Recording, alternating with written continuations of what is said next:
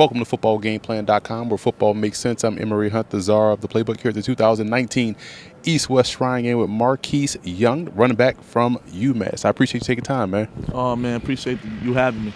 I love your game, man, because to me, you remind me a lot of Chris Johnson. I don't know if you 4.21 fast, but I know you fast enough to pull away from defenders, and because of that, you could hit the home run. I never was that explosive, but when you're explosive, guys tend to press and rush things, but you have a little bit of patience about you. How are you able to maintain being explosive but also being patient? Being explosive is just a part of my game. The patience is really just relying on the linemen and let them do their job, knowing my holes, knowing the gap scheme of the play. If it's an inside zone, reading the three technique, letting the double team work itself out. If it's a power, allowing the puller to get around and get to the block, regardless if it's the Sam, the end, or the Mike. So I just really be relying on the offensive line just to be patient. Now, that's unique because I know a lot of guys are taught the zone differently. Some guys read the front line, some guys are reading backers. So you're reading D-line to linebackers or linebackers to D-line? I'm reading everywhere, honestly. First thing my coach taught me was to come out and look at the safeties. Okay. So I'm seeing where the safety at to see where the free hitter is. If the safety is on the right side and we're running to the right side, then he's a free hitter.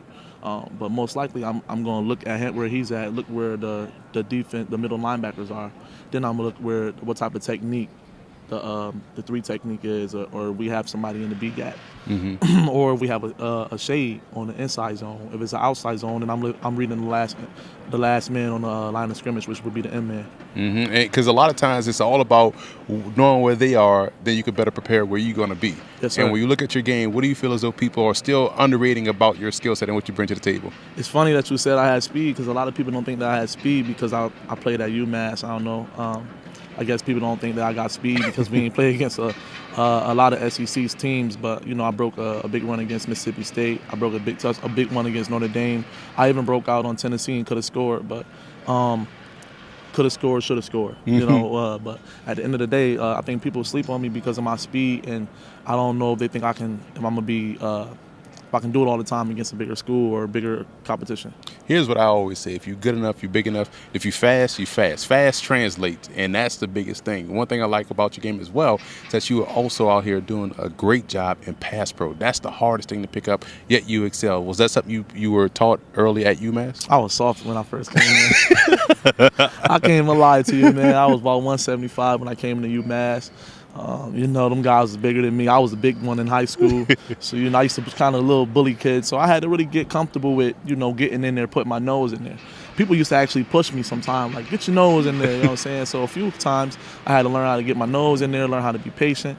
And at the same time, I had to learn how to set my feet, get my butt up under my, up under my body, anchor, so I can just explode, slowed up. So as I got bigger, my confidence got up. I really didn't care about how big the guy was in front of me, and I realized that I've been through everything already. So it was all about heart.